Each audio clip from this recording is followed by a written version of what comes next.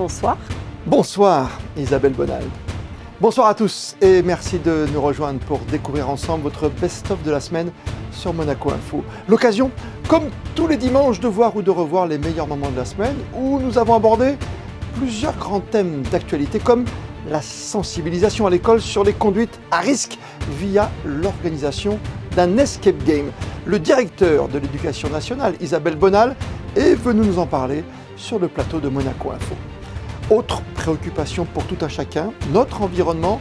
Et dans le cadre de la politique gouvernementale à horizon 2030, Valérie Davenet, directeur de l'environnement, a dressé un premier bilan des mesures mises en place depuis le 1er janvier pour arriver à zéro déchet, à zéro plastique. Comment financer cette bataille dans un proche avenir? Victoire Carrousse, experte en financement durable, nous dévoilera toutes ces pistes. L'actualité dans le monde et un regard vers les tout derniers événements au Brésil où des sympathisants de l'ancien président Jair Bolsonaro ont vandalisé plusieurs symboles de l'État. L'analyse cette semaine du politologue Dominique Simonet. Plus près de nous, ce concert caritatif au profit de l'association Soupe de Nuit qui aide les plus défavorisés à Nice comme à Menton. Très impliqué, le chef d'orchestre Philippe Madère était notre invité cette semaine. Dans le monde du spectacle, les comédiens Evelyne Bouix et Pierre Arditi, en couple à la ville comme sur scène, ils étaient au Théâtre Princesse Grasse et se sont retrouvés sur l'un des canapés du théâtre pour évoquer avec malice et une belle complicité la comédie qu'ils interprètent en tournée cette saison intitulée « Fallait pas le dire ». Pour les plus jeunes, gros plan sur le festival Cinema for Change où ils ont pu s'essayer au rôle de jury grandeur nature sous le regard du fondateur de l'événement, le producteur Marc Oberon. En sport, à quelques heures du départ du rallye Monte-Carlo, c'est le vainqueur 2020, le Belge Thierry Neuville, qui est venu nous parler de cet événement majeur que vous pourrez suivre d'ailleurs du départ jusqu'à l'arrivée avec les experts sur Monaco Info, ainsi de jeudi à dimanche, vous ne manquerez rien. Enfin, Louis Ducruet est venu nous parler de la Fight Heads Cup, ce match de football caritatif qui oppose les gens du cirque, soutenus par la princesse Stéphanie, à l'équipe des Barbajuans chers au prince souverain. Sans plus tarder, voici votre best-of réalisé ce dimanche par Véronique Rodriguez. Évidemment, ce ne sont pas les mêmes pays, ce n'est pas la même histoire, ce n'est pas la même culture. En revanche, c'est un événement comparable. L'idéologie qui sous-tend cela est la même, les mêmes méthodes également, la même propagande et je dirais même d'une certaine manière les mêmes réseaux et les mêmes hommes parce qu'il y a une implication de conseillers de Donald Trump dans l'événement brésilien et semble tout à fait probable. C'est compliqué la démocratie, ça marche pas très bien, c'est un effort constant et un certain nombre de personnes sont soit ont un sentiment d'être déclassées, soit nourrissent une véritable aversion envers ce système et pensent que un homme fort ça irait mieux qu'un régime autocratique fonctionnerait mieux. Il y a cette idée-là. La démocratie, ça demande une foi en un certain nombre de valeurs, les droits de l'homme, une soif de la liberté, et ça demande effectivement un respect des institutions. On voit bien là que l'action, aussi bien à Brasilia qu'à Washington 2 ans plus tôt, le but c'est de désacraliser la démocratie. On s'en prend au lieu du pouvoir, on les casse, on les pille, on détruit les symboles. Au Brésil, un exemplaire de la Constitution a été saisi et détruit, en tout cas pillé. Donc, vous voyez, c'est bien la démocratie qui est en jeu. Et ça doit nous poser des questions à nous tous, qui, en fait, d'une certaine manière, on pense que nos droits acquis des Lumières, en tout cas de tout le processus démocratique, sont acquis, mais non, pas du tout. Et c'est un chantier qu'il faut reprendre en permanence. Escape Game, c'est un jeu d'évasion à la base. En fait, c'est un jeu qui consiste à résoudre des énigmes par les élèves afin d'atteindre finalement, de résoudre une énigme. Oui. Mais là, ce qui est intéressant dans l'Escape Game, c'est qu'on fait participer les élèves. Donc, ce sont des équipes de 6 élèves. Nous avons mobilisé tout un étage du collège Charles III. Oui. Nous avons mobilisé 4 classes. Il y avait une classe qui a été entièrement décorée comme si c'était un commissariat de police. Une classe qui était un appartement. une autre une discothèque et une dernière classe qui avait été transformée comme lieu d'accident, c'est-à-dire une rue où un scooter était renversé. C'est-à-dire que ce qui est intéressant pour eux, déjà, c'est de les sensibiliser sur des sujets qui les touchent, à savoir, ils aiment faire la fête, c'est normal, c'est de leur âge, mais il ne faut pas que cette fête vire au cauchemar. Donc, que faire pour s'amuser sans que ça vire au cauchemar? Parce que faire la fête, c'est pas interdit, mais pas n'importe comment et pas à n'importe quel prix. Au niveau des enfants, oui, vous avez à peu près, je crois qu'on est près de 600 enfants. Il y a également, vous avez Sciences Po Menton qui a participé, parce qu'on a 3 prix. Si on développe très rapidement, on a un festival de cinéma, il y a du long métrage, il y a du court métrage. Pour la partie court métrage, vous avez effectivement près de 15 000 élèves qui participent en France. Il y a 130 villes qui participent. Bien sûr, la principauté de Monaco. Et puis, grâce effectivement à la direction de la coopération internationale, vous nous avez ouvert 6 pays en Afrique francophone, ce qui nous permet effectivement, l'addition de tout ça, fait près de 15 000 élèves qui participent et qui sont les jurys c'est un vrai jury. Ils regardent des courts-métrages, ils votent. Et puis après, on a ce qu'on appelle le rendez-vous citoyen où on discute avec les élèves.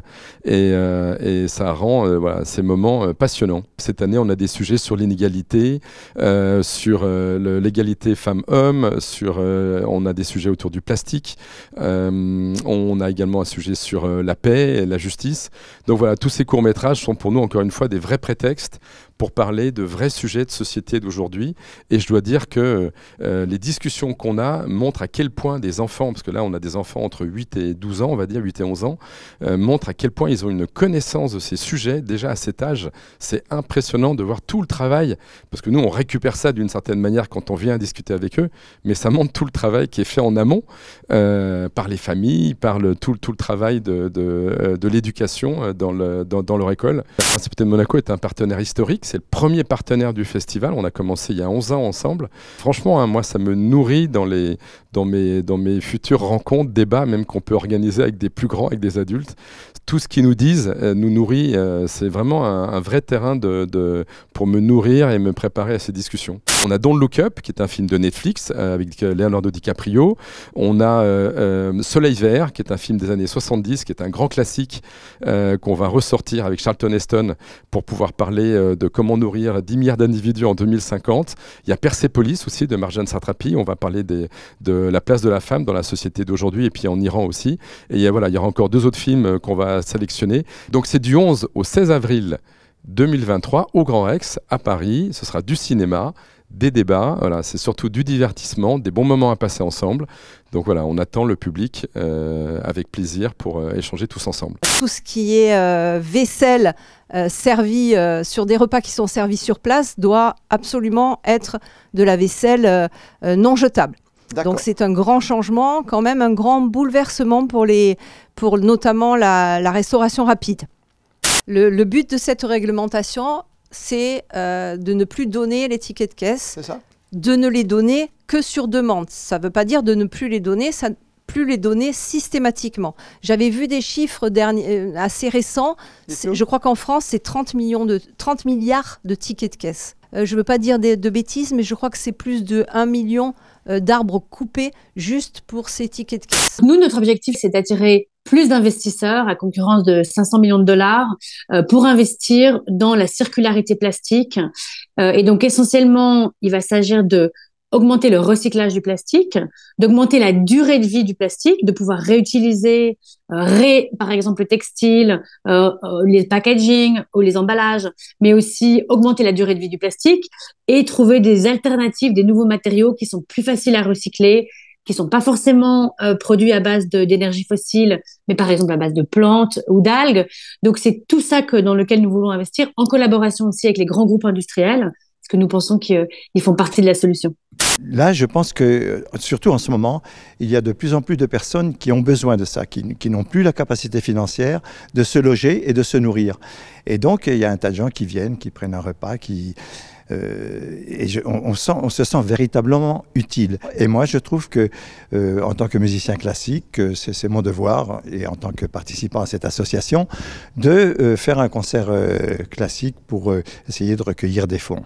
Je dirige tous les concerts avec la même conviction et le même enthousiasme. Mais c'est vrai que là, je m'investis beaucoup plus. Je dirigerai le concert avec certainement beaucoup de tempérament et d'envie de bien faire. Mais pour moi, il n'y a pas de concert de deuxième catégorie ou de première catégorie. Bah, le titre dit tout, fallait pas le dire. On dit des choses qu'en général, il n'est pas trop bon de dire. Alors, on peut dire ça, c'est politiquement incorrect. Tout ça est sous le biais de la comédie, bien entendu. Mais enfin, c'est un petit peu ça. C'est un petit peu notre histoire à nous. C'est un petit peu l'histoire de tout le monde. D'ailleurs, le spectacle a eu un énorme succès parce que tout le monde pouvait régler ses comptes à la sortie. Ça nous faisait beaucoup rire. On rentre carrément dans notre intimité parce que les gens, ils ont l'impression d'être dans notre salon et nous écouter. Donc, c'est vrai que c'est très stupéfiant pour nous. Après, on a l'impression vraiment de jouer que pour eux et c'est très satisfaisant en fait. Surtout, je vais me redire cette phrase magnifique de Michel Bouquet, qui était un de mes maîtres et qui nous disait toujours quand nous étions de jeunes acteurs, n'oubliez jamais que le public ne vient pas pour vous voir jouer, il vient pour jouer avec vous. Et c'est très exactement ce qui se passe en général quand on joue ce spectacle formidable. Oui, c'est une très belle phrase et elle est majeure, c'est une règle de vie. Je pense qu'il ne faut pas toujours tout se dire, non pas par lâcheté d'ailleurs, mais quand les choses sont majeures et importantes, il vaut mieux se les dire sans doute. Mais il y a des tas de conflits qui peuvent s'éviter parce qu'il y a des tas de conflits qui sont désuets, sans intérêt. C'est pas la peine de se briser les humeurs communes pour ça. Voilà, donc c'est un pas lâcher. Il faut apprendre à vivre avec des compromis, pas des compromissions, mais des compromis. Le rallye de Monte-Carlo, c'est un rallye avec une très très belle histoire. C'est un rallye que tout pilote veut gagner au moins une fois dans la vie. On a pu réussir cet objectif-là, mais il est clair que cette année, on sera à nouveau là pour la gagne. On a vu que la fin de la saison passée, notre voiture avait énormément progressé par rapport au début de l'année passée. Et qu'on a un outil aujourd'hui qui devait nous permettre de jouer aux avant-postes. Et voilà. Je suis convaincu que oui. Maintenant, il est clair que l'année passée a été une année très, très difficile pour nous. On avait du retard dans le développement de la voiture. On a commencé mal la saison avec beaucoup de petits soucis. Ça a été en progression, oui. Il manquait un leader dans notre équipe également. Mais voilà, des choses évoluent à l'interne de l'équipe. Et j'espère que cette année, on sera mieux armé encore que l'année passée et qu'on puisse prouver que voilà, Hyundai a toutes les capacités de gagner les deux championnats. Pendant des années, le cirque perdait face à l'équipe de mon oncle. Et du coup, là, depuis qu'on a renforcé l'équipe du cirque avec des anciennes gloires du football mondial, le cirque gagne chaque année maintenant. Donc on va dire que ma mère charrie bien son frère à chaque fin de match depuis 2 ans et mon oncle m'a donné comme mission que cette année ça s'arrête. Ah oui, joli duel familial en perspective. Ce sera lundi 23 janvier au Stade Louis II. On n'oublie pas non plus, en cette fin de semaine, de s'offrir un petit détour par les réseaux sociaux à travers le monde, all over the world, où règne souvent le monde animal.